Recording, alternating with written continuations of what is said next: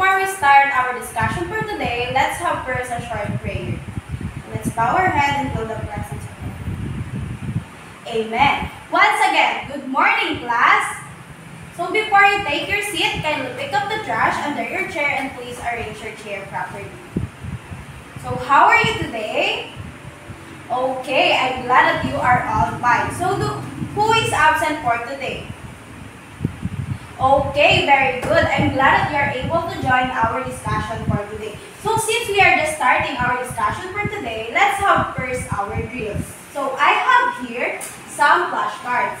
So all you have to do is to answer the equation written on it. Understood? Okay, very good. So who wants to answer on our first equation?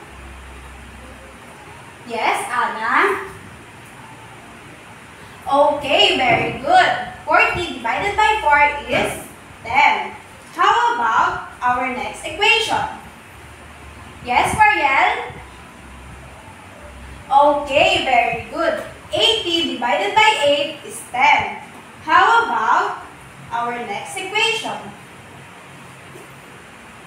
Yes, Kyle? Okay, very good. 24 divided by 4 is 6.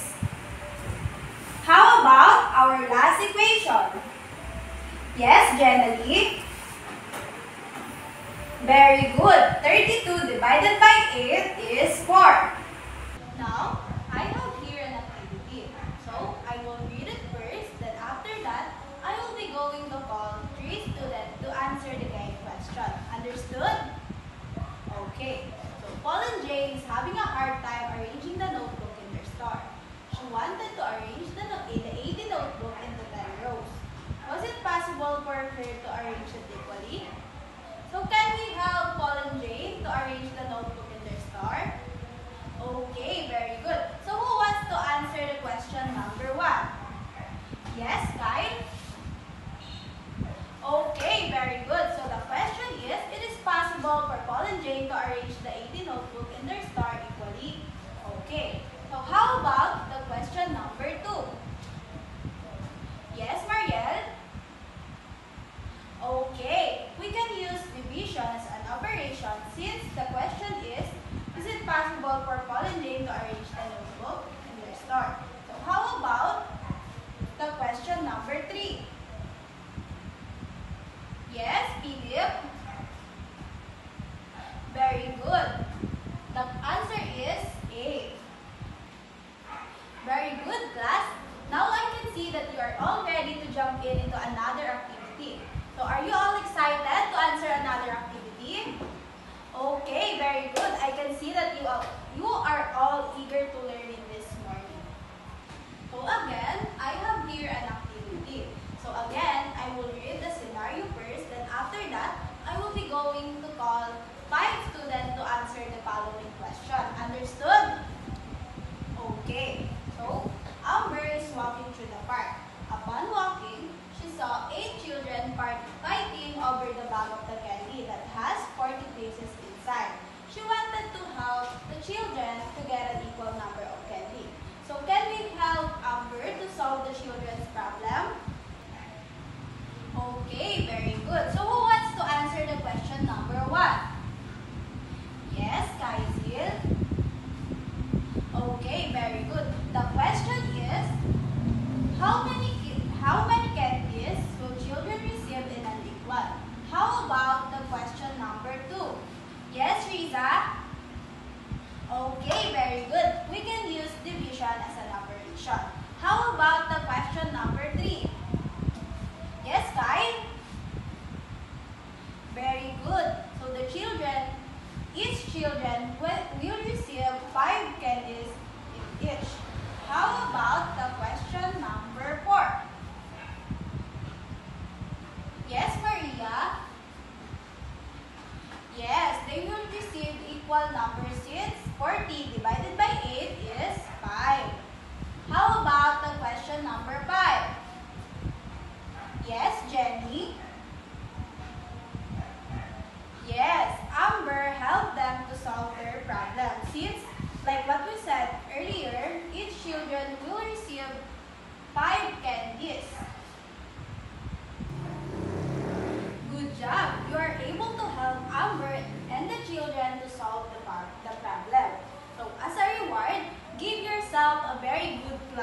you know how to do it?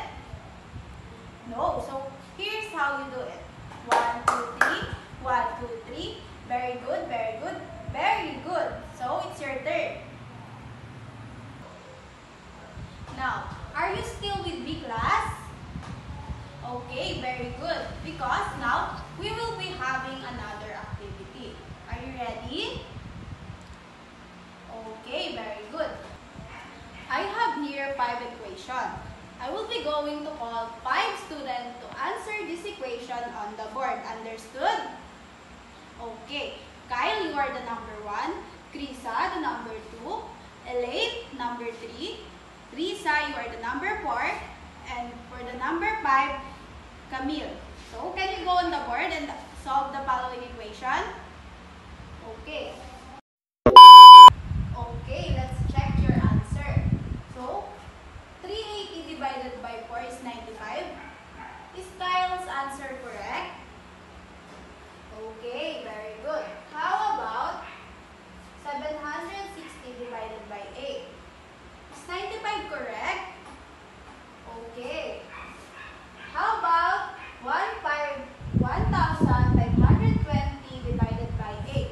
Is 190 correct? Okay.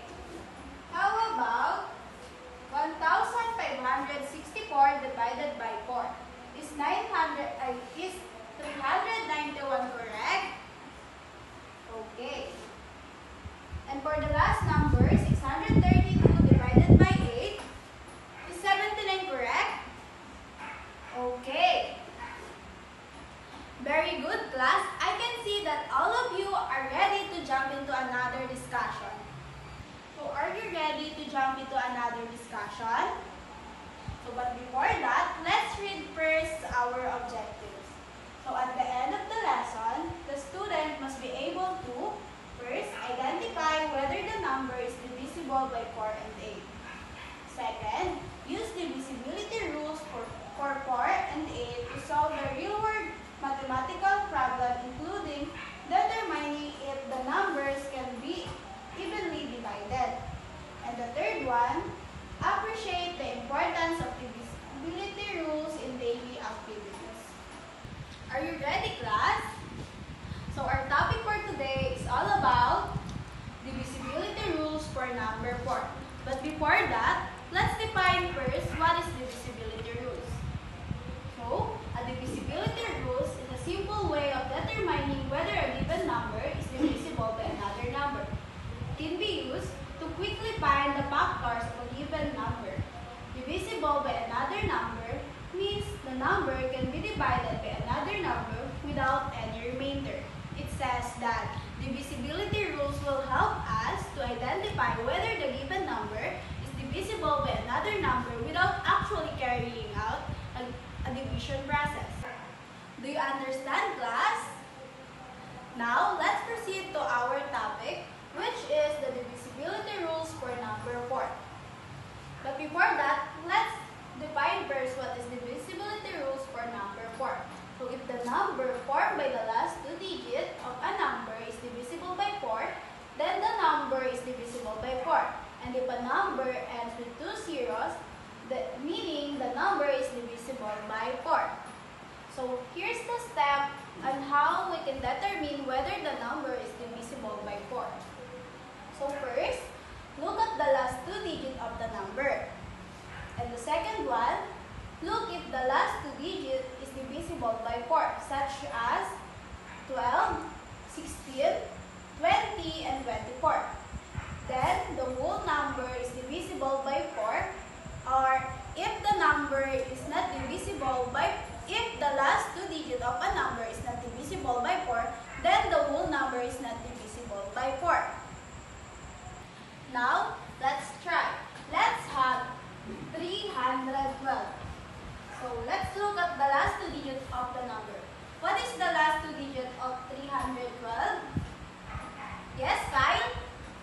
12. Okay, very good. Is 12 divisible by 4? Yes, because 12 divided by 4 is 3. Okay, very good. Meaning, 312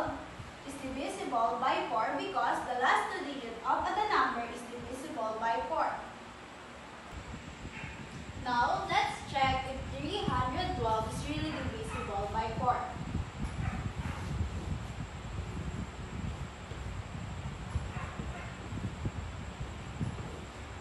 31 divided by 4.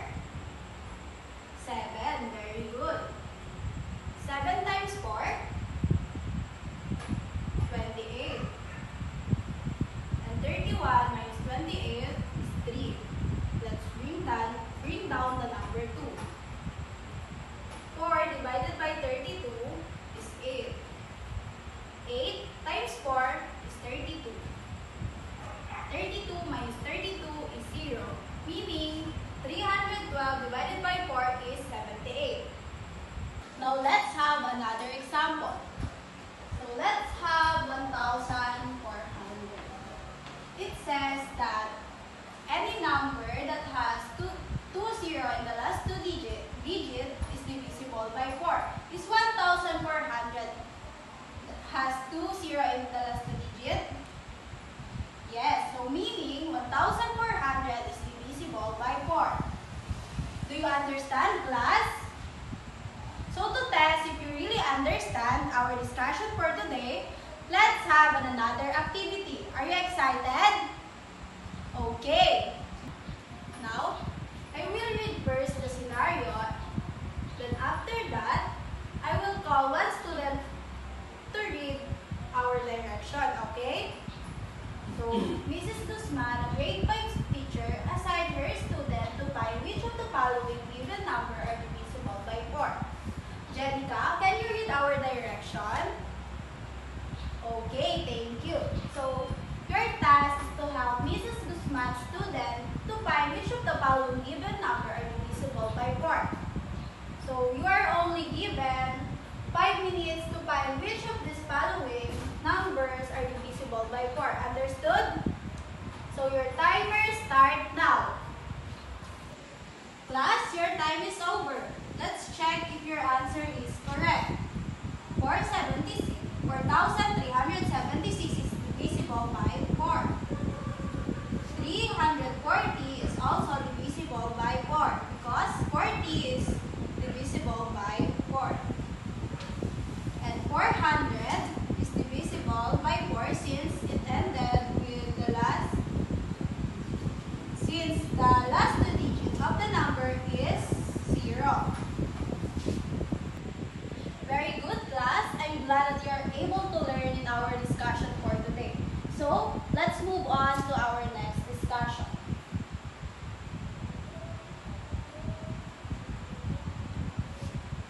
So, our next topic is divisibility rules for number 8. So, the number is divisible by 8 if the number formed by the last three digits of a number is divisible by 8.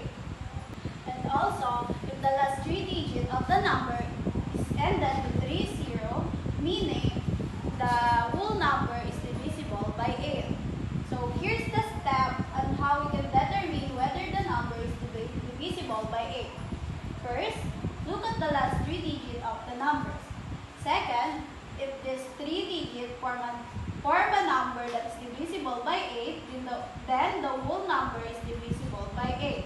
And if it is not divisible by 8, meaning the whole number is not divisible by 8. Do you understand? Now, let's have an example. Let's say 1,184. So, what is the last three digits of the number? 184. Very good.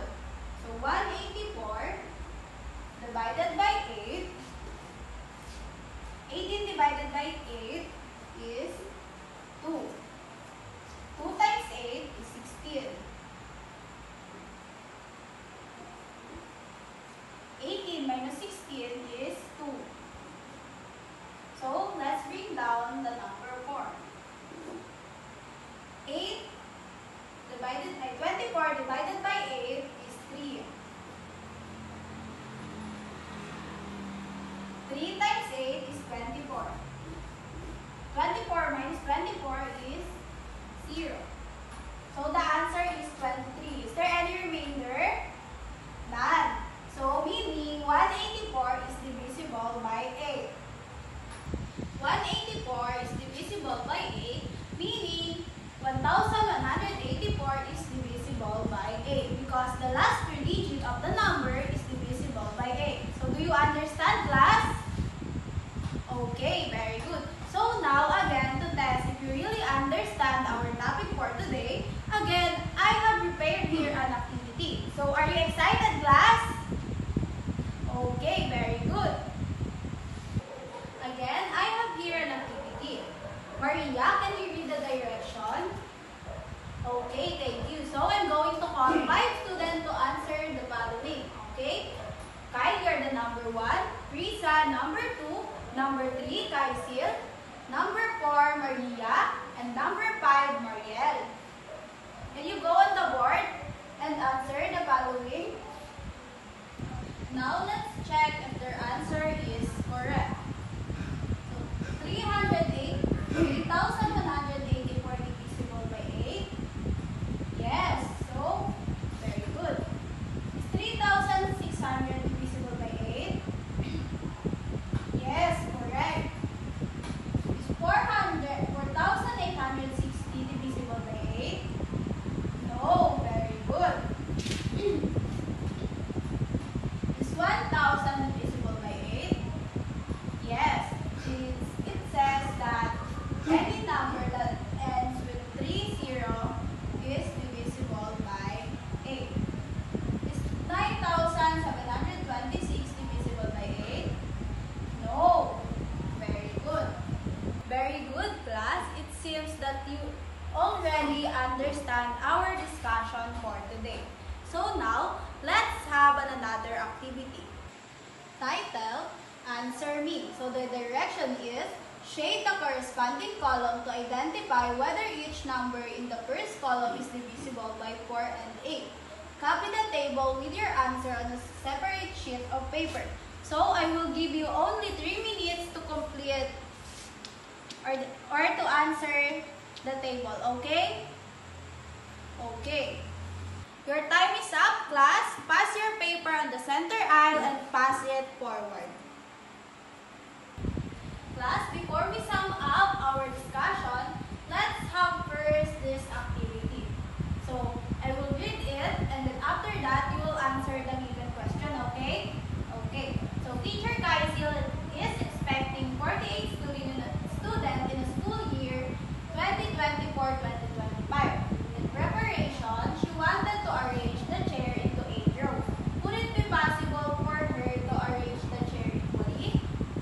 So let's have Teacher Kaisil. So who wants to answer the question number 1? Yes, Jenny? Okay, very good. Teacher Kaisil can put 6 chairs in each row. How about the question number 2? Yes, Maria? Okay, very good. There is no excess because 48 divided by 8 is equal to 6. Very good, class. We are able to help Teacher Kaisil to solve her problem. As a reward, give yourself 5 claps. 1, 2, 3, go! Class, did you know that all numbers that can be divisible by 8 is also divisible by 4? But not all numbers that can be divisible by 4 is also divisible by 8. So, how is it possible that all numbers can be divided by 8 is divisible by 4, but not all numbers that can be divisible by 4 is divisible by 8? Yes, Kyle? The 4 is lower than 8. Yes, Kaisil? Okay, very good. Because 4 is just a factor of 8. Now let's have another activity. Who wants to answer what is divisibility rules? Yes, Camille? Okay, very good. How about what is divisibility rules for 4? Yes, Shara? Okay, very good. How about divisibility rules for 8? Yes, Jenny? Okay, very good. Now, who wants to an example of a number that is divisible by 4. Yes, Marian? Okay, very good. How about the numbers that is divisible by number 8? Yes, Kyle? Okay, very good. Now I know that you have already learned in our discussion. Now let's have another activity. Copy this in your notebook and I will give you 5 minutes to finish this activity, okay? So your time is up. Pass your paper in the center aisle and pass it forward. Okay, thank you. So for your assignment, copy this on your notebook and